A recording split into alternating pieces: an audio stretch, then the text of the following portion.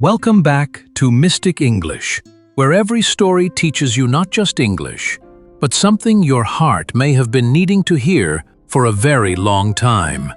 If you're new here, hit subscribe, not just to improve your language, but to connect with the kind of stories that stay with you long after the screen goes dark.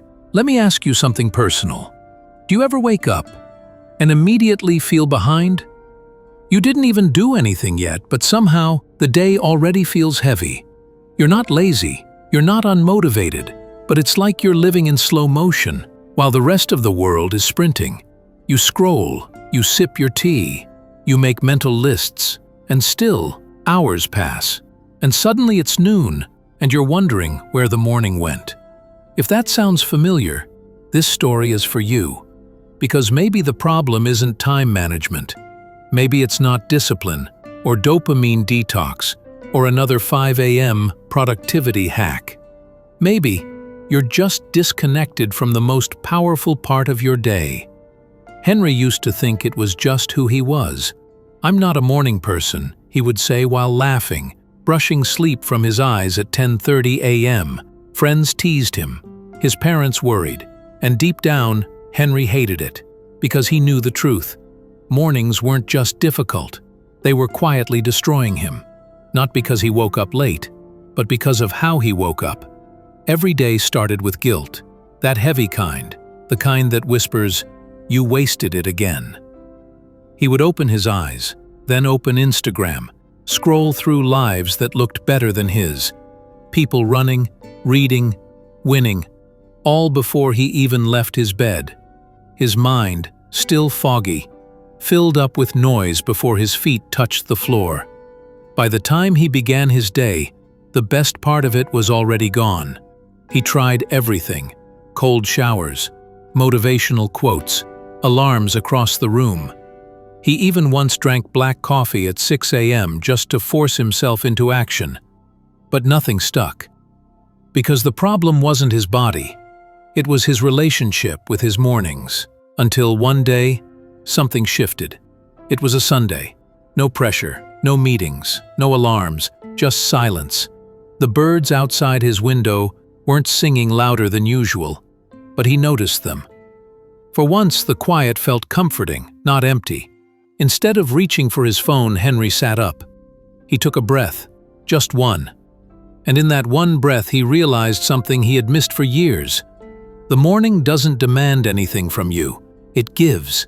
It gives space, stillness, a window of time where the world hasn't rushed in yet. No notifications, no expectations, just you and the chance to remember who you are before everyone tells you who to be. That realization hit harder than any self-help book ever had. He wasn't not a morning person. He just didn't know what the morning was for. It wasn't for immediately performing, or pretending, or proving. It was for returning to clarity, to presence, to purpose. From that day forward, Henry decided he would no longer wake up to the world, he would wake up to himself. No more checking messages before brushing his teeth. No more snoozing alarms just to escape the dread. Instead, he would meet the morning like an old friend, patiently, without expectations. He began with 5 quiet minutes.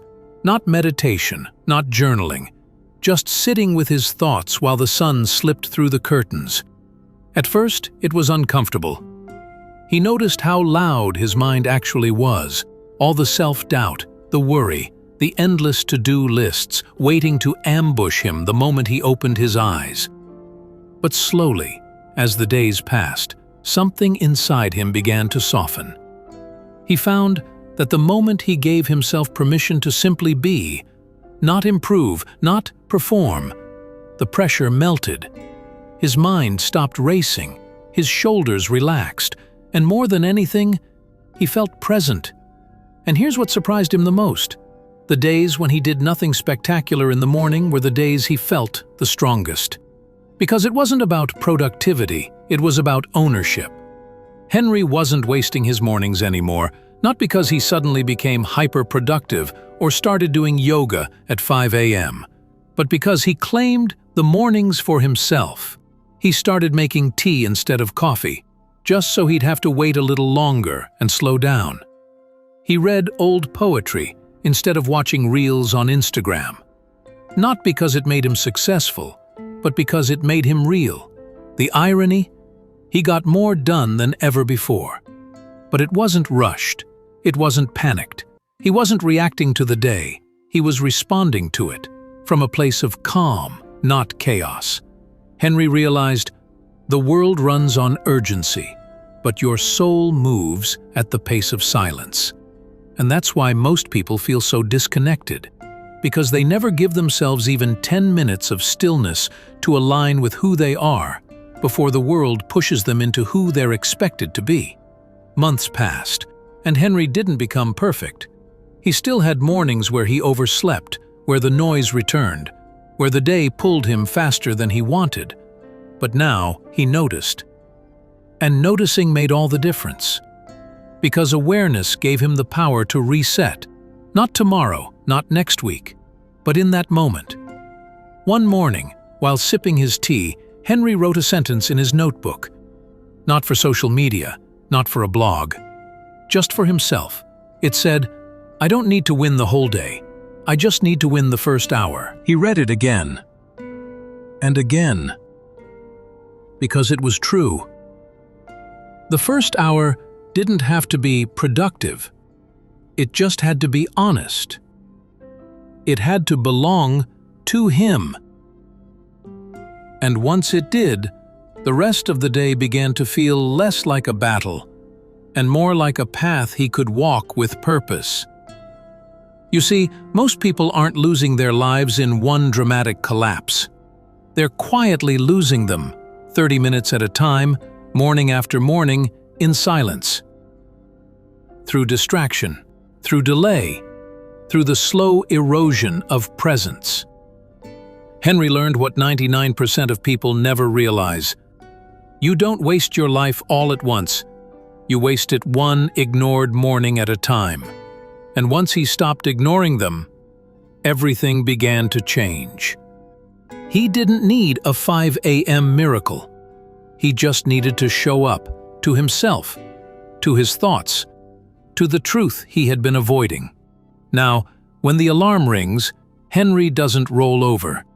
He rises, not because he's in a hurry, but because he remembers.